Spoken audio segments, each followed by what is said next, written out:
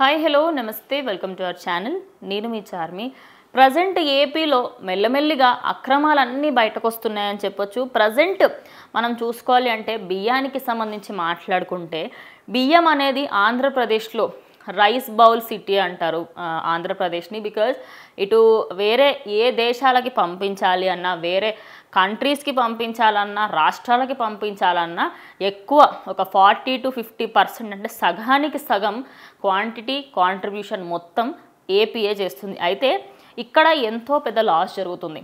అదేంటి అంటే మొత్తంగా ప్రజల దగ్గర ఎవరైతే రైతులు ఉంటారో వాళ్ళ దగ్గర 7 రూపాయలకి కిలో బియ్యం తీసుకొని బయట అక్రమంగా కాకినాడ నుంచి వేరే దేశాలకు 39 రూపాయలకు చొప్పున ఈ బియ్యాన్ని అయితే పంపిణీ చేయడం జరుగుతుంది. అయితే ఇందులో 251 దగ్గరలలో నిలువలు ఉన్నది దగ్గర ఎక్కడైతే ఉందో అక్కడ తనిఖీలు చేస్తే 189 చోట్లలో తేడాలు ఉన్నట్టుగా గమనించారు.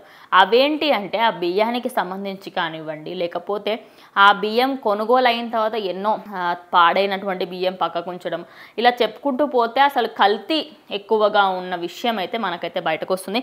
అయితే ప్రజెంట్ నాదెండ్ల మనోహర్ రెడ్డి ఆయన మాట్లాడుతూ ఆయనకు సంబంధించి ఆల్మోస్ట్ మేము ఇప్పటికే ఒక 19 కేసులు నమోదు చేసి వాళ్ళందరినీ బ్లాక్ లిస్ట్ చేసేసాము అని చెప్పేసి చెప్తున్నారు.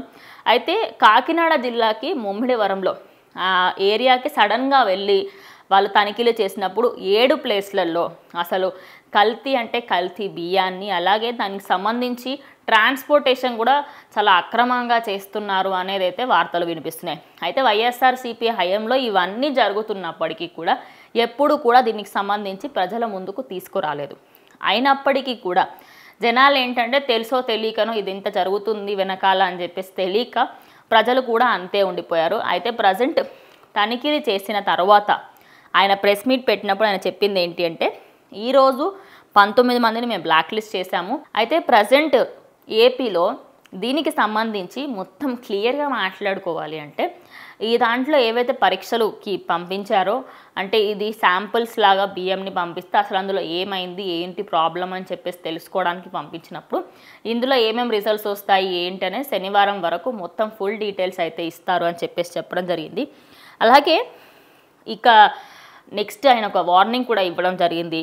ఇకపై అలాగే వ్యవహరిస్తే ప్రభుత్వం చూస్తూ ఊరుకోదని నాదెండ్ల మనోహర్ చెప్పిన విషయం ప్రజెంట్ మనందరికీ ఒక విధంగా అటు వైఎస్ఆర్సీపీ వాళ్ళు చేసిన వాళ్ళందరికీ ఇది ఒక మంచి పనిష్మెంట్ అని చెప్పుకోవచ్చు. ఎందుకంటే అప్పటి హయాంలో నువ్వు ఎలాంటి పనులు చేసినా ఏమీ కాదు, మీకు విచ్చలవిడిగా మీకు పర్మిషన్స్ ఉంటాయని ఉండే, కానీ ఇప్పుడు అలా ఉంటే అసలు ఊరుకోదు, గవర్నమెంట్ ఖచ్చితంగా యాక్షన్స్ తీసుకుంటుందని చెప్పేసి నాదెండ్ల మనోహర్ రెడ్డి చెప్పడం జరిగింది. సో దీని గురించి మీరేమనుకుంటున్నారు ఏంటనే ఖచ్చితంగా కమెంట్ చేయండి. ఇది వాళ్ళ వీడియో, ఇంకో వీడియోతో మళ్ళీ కలుస్తాం.